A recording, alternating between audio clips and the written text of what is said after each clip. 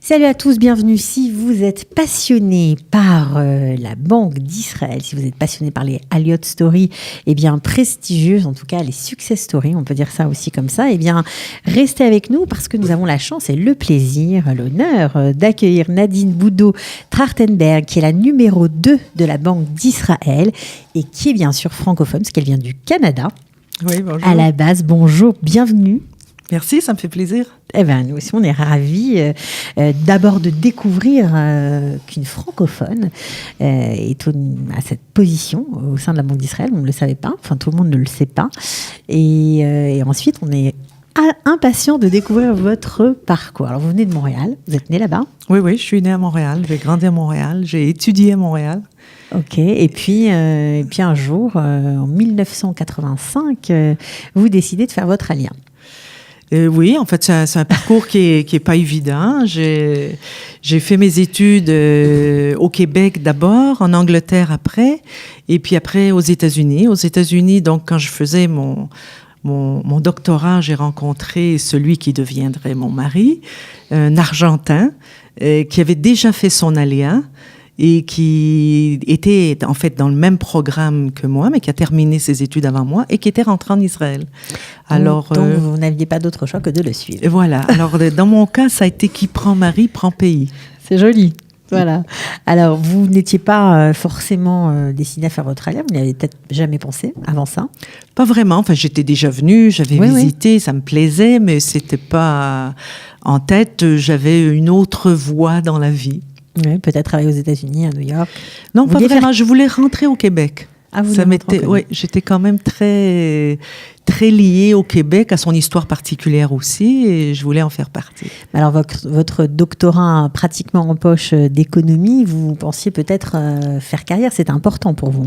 Oui, c'était important, et c'était quand je suis venue, alors je dirais ma pré-alia, donc quand je suis venue dans les mois qui ont précédé pour voir comment je m'installerais, qu'est-ce que je pourrais faire. La chose qui m'était la plus importante était est-ce que je pourrais utiliser donc ce que j'ai là où j'ai investi et pouvoir faire une carrière d'économiste en Israël. Voilà, et vous avez été rassurée? Vous avez j'ai été rassurée. Un bon accueil? Oui, j'ai été rassurée. J'ai rencontré pas beaucoup d'économistes, des femmes économistes, il y en a très peu. Mais il y avait quand même beaucoup de jeunes femmes et d'autres femmes qui étaient déjà dans des postes importants. Et j'ai eu l'impression que je pourrais être accueillie comme je suis. Vous trouvez que c'était une société égalitaire déjà à l'époque? C'était une société égalitaire. En fait, surtout, c'était une société très peu hiérarchique. Et ce manque de hiérarchie est d'ailleurs quelque chose que je connaissais de près. Ça reflète aussi la mentalité québécoise et non pas la mentalité française. Tout à fait. Voilà, mon père était français, donc j'ai bien su faire la différence. Et cet environnement peu hiérarchique, en général, permet la mobilité sociale. Mm-hmm. Et donc, je m'y suis sentie confortable très rapidement. Mais il y avait quand même des barrières culturelles. Ça, c'est sûr. Alors, j'imagine que votre premier poste, ça a dû être assez folklorique, parce que quand on vient du Canada avec votre background, etc., vous débarquez dans une société encore où c'était très israélien, c'était pas encore très ouvert sur le monde extérieur, notamment dans le milieu de la banque. Et votre premier poste, vous le décrochez à la Banque Hapoalim. Oui, qui était une banque très locale, vraiment très locale. Donc, je me souviens très bien de ma première journée à la Banque Hapoalim. D'abord, j'avais fait quelques entrevues ailleurs, entre autres à la Banque d'Israël, mais ça, on en parlera plus tard. Et tout de suite, j'avais été très impressionnée par la qualité professionnelle des gens qui y étaient. Donc, c'est avec plaisir que j'ai joint le département d'économie comme économiste. Mais à ma première journée au bureau, j'arrive très tôt. Les gens arrivaient très tôt d'ailleurs aussi. Le directeur du département m'appelle et me dit « Écoute, nous avons un peu une situation aujourd'hui. Cette semaine, ça devrait se résoudre d'ici quelques semaines, donc ne t'en fais pas. On n'a pas de bureau pour toi. En fait, on n'a pas vraiment où te mettre. Mais on va te trouver quelque part. » Alors, ils m'ont mis en fait dans l'entrepôt. Il y avait une salle qui était l'entrepôt des archives, des paperasse de la banque. Ils doivent s'en vouloir aujourd'hui, je pense. Alors, j'avais à peine j'avais pas 1 mètre carré pour m'asseoir. J'étais entourée de piles de paperasse. Et là, moi, je me suis dit... Tu avais un ordinateur quand même. Oui, j'avais un ordinateur, mais je me suis dit où je suis tombée. Et je voyais les gens qui passaient devant. Vraiment, je me disais, ça n'a pas de l'allure. Ça a été comme ça pendant une semaine. Au bout d'une semaine... Ça a dû être un choc quand même. Oui, ça avait été un choc. Parce que je ne m'attendais vraiment pas à ça. Ouais. Et puis finalement, le conflit s'est résolu et j'ai eu donc un bureau et tout, et très bien. Mais c'était très local comme environnement. Les gens des kibbutzniks, il y avait des kibbutzniks, beaucoup de gens qui venaient donc direct de cette culture d'Histadrout, puisque la Banque Hapoalim faisait partie à l'époque de l'Histadrout. Et très peu de gens avaient été à l'étranger même. Donc, c'était vraiment local. Il y avait quand même, on parlait anglais, il y avait quand même une connaissance de l'anglais, mais pas beaucoup. Enfin, il y avait rien d'écrit autour de moi. Tout était en hébreu. Tout était en hébreu. Et pourtant, vous ne parliez pas tellement l'hébreu quand vous êtes arrivé, pas du tout même. Quand j'étais arrivée, mais c'était déjà 8 mois après mon arrivée. Donc j'avais fait Vous étiez mis à l'Ulpan. J'avais fait l'Ulpan et mes collègues de bureau avaient pris pour acquis que je parlais parfaitement l'hébreu et que dès le 2e jour, je devais pondre en hébreu ce que j'avais à dire ou ce que j'avais. C'était difficile, j'imagine. Ça a été très difficile. J'avais encore des dictionnaires à papier, donc je m'étais apporté un dictionnaire là. J'avais donc des rapports à lire pour essayer de comprendre l'économie israélienne. Mais tout de suite, les collègues ont été extrêmement chaleureux et m'ont aidé à comprendre. Et chacun me faisait une anecdote de telle histoire pour que je puisse comprendre non seulement les chiffres, mais le contexte social et culturel et politique des développements économiques. Parce que sans cela, il est difficile de comprendre une économie. Mm-hmm. Qu'est-ce qui vous a aidé justement à comprendre cette économie? Qu'est-ce qui m'a aidé? Enfin, d'abord, il y a eu toutes mes études, évidemment, qui ont beaucoup aidé. Et les premières choses que j'ai eu à lire, ça a été les rapports annuels de la Banque d'Israël. Alors, il y a encore aujourd'hui, c'est un rapport important qui fait une analyse, justement, des développements économiques en Israël. Et donc, mon collègue, la première journée, m'est arrivé avec 10 ans de rapports annuels de la Banque d'Israël. Il m'a dit, bon, si tu veux comprendre, tu commences par ça. Et donc, c'est ce que j'ai fait. C'est vraiment ce que j'ai fait. Mais on a besoin de la saveur en arrière de tout ça. Comment comprendre... à l'époque, c'était une économie qui était en fait dans une spirale destructive épouvantable. C'était une économie qui avait 400% d'inflation ou tout ça. Alors, pour comprendre, mais comment on se met dans une situation comme ça? On a besoin des anecdotes, on a besoin de comprendre la petite politique. Non seulement la grande politique, mais la petite politique qui fait que des décisions ont été prises qui n'ont pas l'air rationnelles, mais qui, au moment, on peut comprendre pourquoi telle personne a pris telle décision.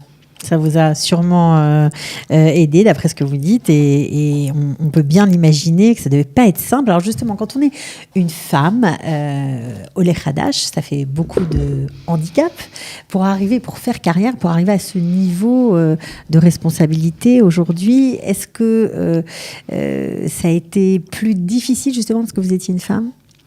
Ou parce que vous étiez Oleh Hadash, ou les deux? Ou les deux. Je dis toujours que les femmes en général, d'après ce que je vois, il y a peu de femmes qui ont des carrières très linéaires. En général, on commence quelque part, on fait des arrêts, on retourne et tout. Et c'est aussi vrai pour les Oleh Hadash, évidemment, puisqu'il y a une coupure. Donc, une femme Oleh Hadash donc n'a pas un parcours linéaire, mais pourtant vous êtes resté 22 ans à la Banque Hapoalim, c'est quand même pas mal. Oui, mais pas du tout dans le même poste. Oui, évidemment. Mais à l'époque, même cela, c'était relativement pas très courant. J'ai des collègues qui tout récemment ont pris leur retraite de la Banque Hapoalim, qui étaient mes collègues il y a 35 ans. Qui étaient ou au même poste. Qui étaient pas nécessairement au même poste, mais dans le même environnement. Alors que moi, j'ai changé de... Il y a ça aussi peut-être, c'est que quand on commence à changer, on prend le goût au changement. C'est sûr. Et donc, on sait aussi comment, je crois, le prendre. Mais ça ne veut pas dire que c'est facile. Je dis toujours, les gens autour de moi rigolent, mais je dis toujours, moi, je déteste les changements. Oui, effectivement. Entre autres parce que je sais ce que c'est, mais pourtant, je comprends tout à fait l'importance de faire cela aussi. Donc, ça nous est difficile. Il faut qu'on confronte ces difficultés. Et en général, enfin, évidemment, dans mon cas, ça s'est très bien passé puisque j'ai fait des postes différents, des endroits différents. J'ai énormément appris à chaque changement. Et je crois que maintenant, ce poste à la banque, donc j'y suis maintenant depuis 4 ans et demi, ça a été aussi un énorme changement. Et on apprend, mais on voit aussi ce qu'on peut apporter quand on vient d'ailleurs. Alors justement, vous avez, j'imagine, beaucoup de fierté à prendre des décisions qui vont, des décisions économiques qui vont décider de l'avenir d'Israël. Comment on gère tout ça? Est-ce que c'est vraiment une grande fierté pour vous? Et c'est plus qu'une fierté. C'est parfois, je sais quand on m'a offert ce poste, et donc j'ai dû démissionner des autres postes. Alors, à chaque endroit, on faisait évidemment un petit... Parce que vous avez eu beaucoup de fonctions. Hein. Vous avez été dans l'enseignement, vous avez été à la tête du comité d'investissement d'un des fonds de pension le plus important d'Israël. Vous avez fait beaucoup de choses. Vous étiez dans des boards. Bon, bref. Voilà. Alors, donc, dans chaque contexte, alors, il fallait que je dise au revoir. Et à chaque fois que j'expliquais pourquoi je quittais, malgré que j'étais ravie dans ce poste que je pouvais occuper. J'avais vraiment... J'étais prise à la gorge parce que c'était tellement émouvant de penser que je pouvais être maintenant au centre des décisions économiques importantes pour le pays. Mm-hmm. Est-ce que vous avez des souvenirs, ou disons, oui, on va dire ça comme ça, des souvenirs de prise de décision avec des personnalités importantes où vous étiez là en tant qu'acteur, mais on a souvent un moment où on est aussi spectateur de soi-même. Est-ce que vous avez vécu ce genre de choses? On est d'abord dans la politique économique, dans la politique monétaire. Évidemment, le comité monétaire prend des décisions chaque mois, maintenant chaque 6 semaines, et on est très conscient de l'impact de ces décisions sur, non seulement sur la vie économique, mais vraiment sur même les individus. Les premières fois où je me suis retrouvée à la Knesset, parce que pour expliquer, où il y avait un changement de loi, ou l'établissement, par exemple, d'une banque de données de crédit, ça n'existe pas encore en Israël. Donc, il y a eu tout un long processus de législation, et j'allais régulièrement donc au comité, à la Knesset, pour expliquer pourquoi c'était nécessaire, et de se retrouver donc dans ce lieu un peu sacré de la mythique.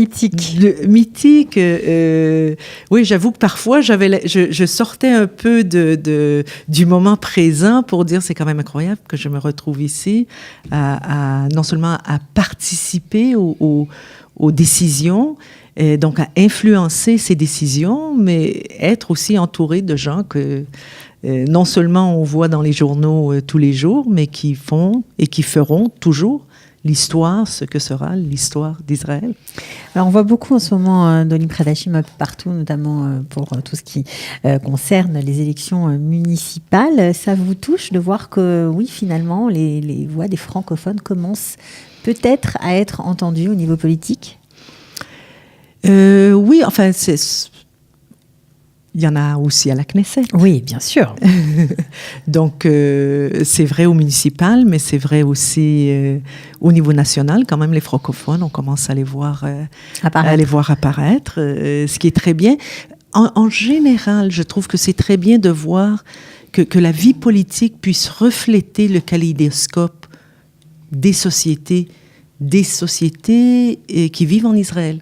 Et il faut oser, même quand on est au Olé Hadash, il faut oser faire ce saut. Mais je dirais, avant de faire le saut, il est aussi quand même important de comprendre ce pays dans lequel nous vivons. Parfois, je me dis, il faut aussi être patient quand on arrive. Ça prend du temps. Ça prend du temps. Et on a besoin de patience. Au début, on est enthousiasme de tout. Et puis après, on ne voit que les défauts parce que ça fonctionne pas de la même façon ou ce qu'on était habitué. Et puis, pour faire la part des choses et pour vraiment voir là où on peut apporter justement notre valeur ajoutée. Alors justement, pour ceux qui nous suivent, qui sont francophones encore, qui ne maîtrisent peut-être pas forcément l'hébreu, quelques questions sur le fonctionnement de la Banque d'Israël. En quoi consiste tout simplement le rôle de l'autorité centrale, on va dire, de notre pays? Oui, alors la Banque d'Israël, elle a des caractéristiques particulières et elle a des caractéristiques tout à fait standards des banques centrales. Alors le premier rôle, évidemment, de la Banque centrale, c'est l'émis, les billets. C'est toujours, je dis toujours, c'est nous qui avons l'imprimante. Donc c'est un des rôles importants, évidemment, de la banque. Mais plus en arrière de ça, évidemment, c'est toute la politique monétaire. Et il y a de moins en moins de banques centrales dans le monde. En Europe, il ne reste en fait que la Banque européenne. Voilà, donc la Banque de France n'a pas tout à fait le même rôle que la Banque d'Israël. La Banque d'Israël est plus comme la Banque européenne. Donc les décisions de la Banque centrale, qui sont principalement, quand on dit le niveau du taux d'intérêt, enfin c'est le taux d'intérêt entre la banque centrale et les banques commerciales. Mais le but principal, et c'est dans la législation de la Banque centrale, donc son but principal, c'est de s'assurer qu'il n'y a ni déflation ni inflation, qu'il y a stabilité des prix. Et c'est quelque chose d'extrêmement important. Souvent, on oublie parce qu'on vit depuis plus d'une décennie, peut-être même 15 ans, dans un environnement de prix qui est relativement stable. Mais c'est important parce que finalement, c'est la valeur de notre monnaie. Quand il y a inflation, notre monnaie ne vaut plus rien. Et s'il y a déflation, c'est un peu l'inverse qui se passe. S'il y a déflation, c'est-à-dire que si les prix tombent et on sait que les prix vont tomber, alors on hésite à acheter puisque demain, ce sera moins cher. Et si on hésite à acheter, on fait diminuer l'activité économique, donc on peut tomber dans des récessions dont il est difficile de sortir.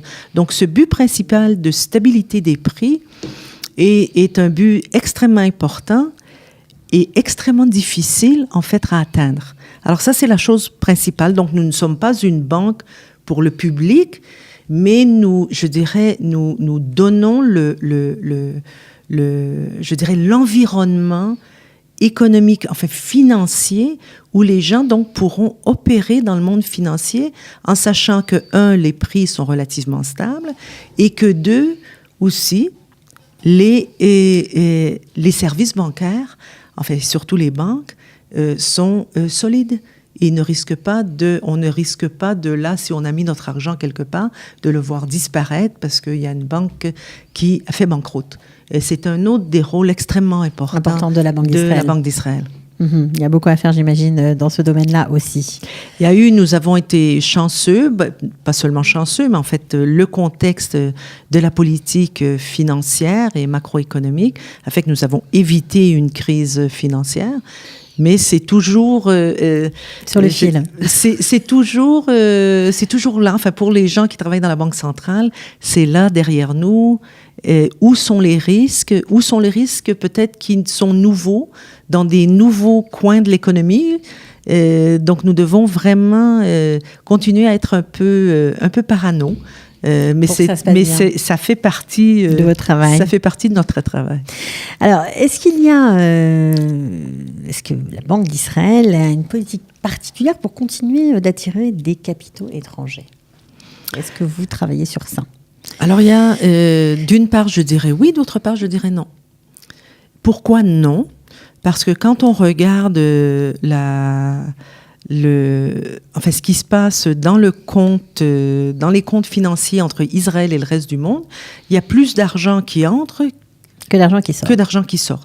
Donc, nous sommes maintenant un pays qui, au niveau net, on prête au reste du monde et non pas l'inverse. Donc, on pourrait dire qu'on n'a pas vraiment besoin, au niveau macroéconomique, d'entrée de fonds étrangers. Mais au niveau brut, c'est extrêmement important qu'il y ait des flots qui sortent et des flots qui rentrent, parce que ces accords entre différentes entreprises, entre différents particuliers, est extrêmement important pour la santé de l'économie de l'économie israélienne, pour sa croissance. Et là, le contexte général que nous devons donner, et ce sont, oui, des décisions de la Banque centrale, c'est vraiment de permettre le flot de capitaux étrangers sans obstacle. Il y a, enfin moi, quand je suis arrivée en Israël, il y avait énormément d'obstacles. Maintenant, il n'y a pas d'obstacles. On peut faire entrer de l'argent, faire sortir de l'argent. Et les obstacles peuvent être et bureaucratiques et aussi fiscaux. Et donc, d'avoir éliminé ces obstacles-là et de continuer à garantir donc le flot des capitaux étrangers et des capitaux israéliens qui veulent sortir, nous voyons ça comme quelque chose d'extrêmement important. Alors justement, puisque vous êtes là, on en profite pour vous poser des questions qui nous intéressent, notamment par rapport à la fameuse Start-up Nation et à la recrudescence de start-up et des exits de ces start-up. C'est-à-dire qu'au lieu de garder l'argent ici, eh bien, on vend, enfin les chefs d'entreprise vendent leur entreprise et du coup, est-ce que c'est une bonne chose d'après vous? Certains, il y a des voix qui s'élèvent en disant qu'il faut arrêter avec ces exits, il faut penser un peu plus loin, un peu plus voir les choses un peu dans l'avenir, quoi. Qu'est-ce que vous en pensez? Je crois qu'il faut permettre l'éventail de sorties, enfin, de start-up. Et c'est vrai dans une certaine mesure que peut-être nous vendons trop rapidement ces développements. Et il y a des entreprises qui ont très bien réussi, qui ont commencé comme des start-up et qui ont réussi à croître et à grandir et à créer de plus en plus d'emplois en Israël. Et je crois que de ce genre d'entreprise, nous n'en avons pas assez. Donc c'est vrai, nous avons un biais où peut-être trop rapidement, ce n'est pas que je suis contre l'idée d'exit, de vente, de trouver des fonds à l'étranger. C'est important d'avoir des distributeurs à l'étranger, mais c'est aussi important de voir son avenir en Israël, de croître et de pouvoir employer de plus en plus d'Israéliens. Il y a des ventes qui permettent les deux. Quand on regarde, par exemple, la vente de Mobileye. Exact. Alors, la vente de Mobileye, ça a été vendu à une entreprise étrangère, mais Mobileye est un grand employeur en Israël et prévoit de devenir de plus en plus un grand employeur. Donc ça, c'est important. Oui, bon, il paraît aussi que certains entrepreneurs qui ont brillamment revendu leur start-up réinvestissent en Israël. Ça aussi, c'est important. Ça aussi, c'est important. Donc ça, on va dire que l'un dans l'autre, c'est pas mal non plus. Alors, une autre question, parce que on se pose la question, est-ce que les taux d'intérêt vont augmenter, vont baisser? Alors, la politique... on en est où? La politique monétaire, donc nous avons d'abord la question des taux d'intérêt. La première question immédiate à côté, c'est où en sommes-nous au niveau d'inflation? Parce que finalement, les taux d'intérêt doivent s'ajuster pour justement maintenir ce qu'on appelle la stabilité des prix. En Israël, la stabilité des prix est déterminée d'ailleurs par la Knesset et d'avoir un taux d'inflation entre 1 et 3%. Dans la plupart des pays en Europe, on dit 2%. Ici, nous avons donné un intervalle parce qu'il y a quand même fluctuation des prix à la consommation. Et en ce moment, quand on regarde le taux d'inflation, nous avons été pendant 3 ans avec une inflation négative. Donc, il est évident que si l'inflation est négative, la politique monétaire doit être expansionniste et doit permettre la stabilisation des prix. Nous commençons à distinguer un changement, je dirais, dans l'environnement inflationniste. Si nous étions pendant plusieurs années, donc avec une inflation négative, avec des attentes négatives, même quand on pensait à l'inflation dans 1 an, même dans 2 ans, maintenant, quand on regarde, l'inflation est autour de 1,4%. Les attentes inflationnistes sont autour de 1%. Donc, nous semblons distinguer nous semblons rentrer donc dans cette marge de fluctuation qui a été déterminée comme étant stabilité des prix. Nous ne sommes pas encore là. Il y a encore, en fait, nous prévoyons que dans les mois qui vont venir, le taux annuel va tranquillement tomber. Nous espérons qu'il remontera. Ça semble étrange de dire que nous voulons voir de l'inflation. C'est pas que nous voulons voir de l'inflation, nous voulons voir une stabilité des prix selon la définition de la stabilité des prix. D'accord. Alors, vous savez que chez Kalita, nous avons une vocation, c'est d'aider aussi, bien évidemment, les Olim Khadashim diplômés à l'emploi. Les autres aussi, mais ceux qui sont diplômés, à les aider à trouver un emploi. Vous savez que le premier emploi est toujours compliqué à faire, à trouver, pas toujours évident. Est-ce que vous seriez OK pour aider, si jamais il y avait des candidats, parce que je ne sais pas si vous recrutez, peut-être, s'il y avait des candidats bien évidemment qualifiés pour occuper certains postes, faire des stages, je ne sais pas comment ça s'organise exactement, est-ce que vous seriez OK pour examiner leur CV ? Alors, ce qui est important de savoir, c'est que dans tout le secteur public, y compris à la Banque centrale, donc tous les postes sont des compétitions. Parce qu'évidemment, c'est le secteur public, le secteur public, ce sont des concours. On doit être juste face à toute la population. Donc, il faut entrer dans le site de la Banque d'Israël, du ministère des Finances, des gens qui auraient donc un background d'économiste, et de voir quels sont les postes annoncés. Et oui, nous recrutons des statisticiens, nous recrutons du monde d'IT, nous recrutons évidemment des économistes, et tous les postes, et souvent, les Olim Khadashim ne comprennent pas qu'il est extrêmement important de voir quels sont les postes qui sont affichés. Ils ne comprennent pas, ils se disent que c'est impossible surtout. Non, ça n'est pas du tout impossible. Pas du tout impossible. D'ailleurs, nous avons à la Banque centrale, parce que nous faisons aussi la gestion des réserves étrangères, donc nous faisons affaire beaucoup avec les marchés financiers internationaux. Dans cette division, nous avons énormément de nouveaux Olim Khadashim. Donc nous avons des francophones, des hispanophones, des anglophones. En fait, donc ça peut être, cette double culture est un avantage. Oui, absolument. Pour travailler avec vous. Absolument.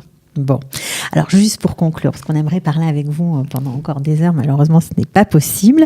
Qu'est-ce qui vous reste en tête quand vous faites un petit retour en arrière, parce que vous avez un peu travaillé dans tous les milieux, vous avez été enseignante aussi, on ne l'a pas dit, vous continuez d'ailleurs d'enseigner à IDC. Oui, j'ai encore un cours que j'aime bien donner, j'aime beaucoup le contact avec les étudiants. Avec les étudiants, ouais. Qu'est-ce qui vous reste en tête, voilà, un petit flashback? Sur un flashback ou sur moi un flashback, je me sens encore seulement au milieu de ma carrière. Alors vous voyez, moi je regarde plutôt en arrière, en avant qu'en arrière. Okay, alors j'ai encore beaucoup de choses à faire, je crois. Alors qu'est-ce que vous aimeriez faire? D'abord, j'aime beaucoup ce que je fais en ce moment et j'espère pouvoir continuer de le faire. C'est fascinant, c'est vraiment extrêmement intéressant. Je veux aussi continuer à enseigner. Éventuellement, j'aimerais bien aussi écrire.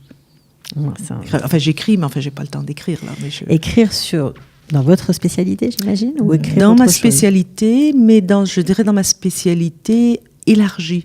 Les grands sujets je dirais les grands défis de politique économique en ce moment dans le monde, où on est, je crois, devenu moins certain du concept, je dirais, des théories conceptuelles qui peuvent nous aider pour continuer à continuer de faire progresser l'économie mondiale, mais aussi à éliminer les écarts de revenus qui sont devenus tellement élargis. Donc, dans ce domaine-là aussi.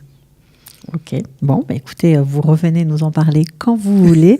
On était ravis de vous accueillir, de parler un peu de vous, de passer en revue un peu votre parcours. On vous souhaite bonne chance. On espère qu'il y aura plein de bonnes décisions qui aideront aussi les Olim Khadashim, peut-être à accéder à la propriété par des lois qui facilitent. C'est pas toujours facile pour eux. Non, c'est pas simple. On espère, pourquoi pas, voilà, maintenant que vous êtes passé par chez nous, vous penserez peut-être encore plus aux Olim Khadashim. Merci beaucoup Merci bien d'être venu, à très bientôt. Ça m'a fait plaisir. Partagez. Au revoir. Au revoir.